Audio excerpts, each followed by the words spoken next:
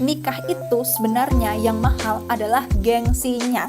Ke KUA-nya itu tuh gratis.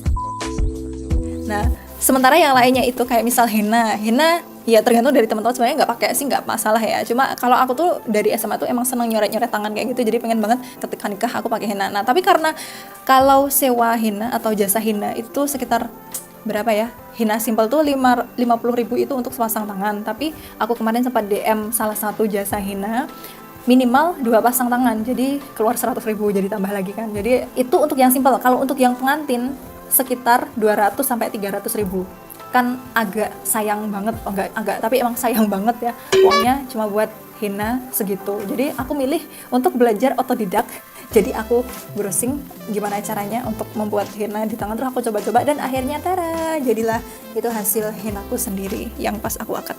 Nah, terus makeupnya sebenarnya aku tuh pas akad pengennya aku makeupan sendiri ya, yang kayak makeup kayak gini aja ya, simpel-simpel aja. Aku nggak suka yang minor-minor, terus juga pasti mahal juga kan ya, walaupun mungkin 100.000 atau kurang atau lebih dikit, tapi aku nggak mau, apalagi karena minornya itu aku nggak suka, jadi aku pilih makeup sendiri. Tapi berhubung ibuku itu minta untuk ya pisan-pisan gitulah, yang maksudnya nggak terlalu polos banget, akhirnya ya udahlah aku ngikut di Dava Salon. Dan akhirnya karena itu kenalan baik bapak ibuku, jadinya digratiskan.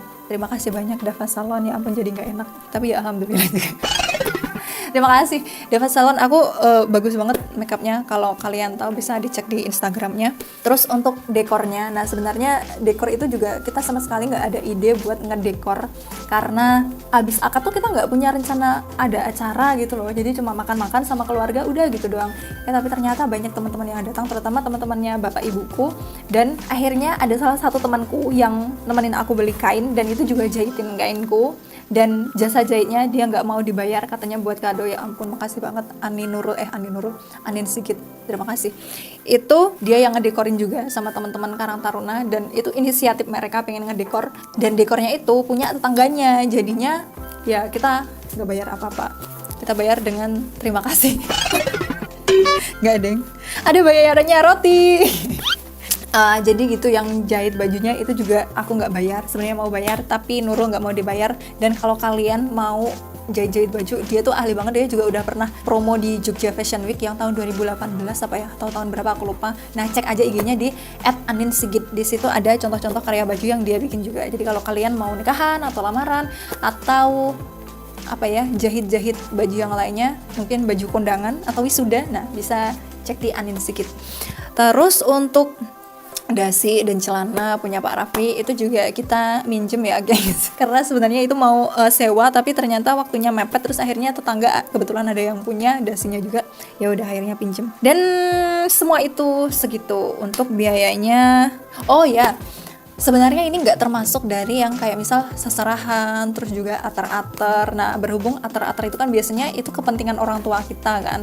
Jadi kalau aku sendiri itu tuh aku nggak ngurusin sama sekali, karena memang bapak ibuku yang tahu, dan yang keluar biaya juga bapak ibuku untuk yang seserahan untuk yang ater-ater.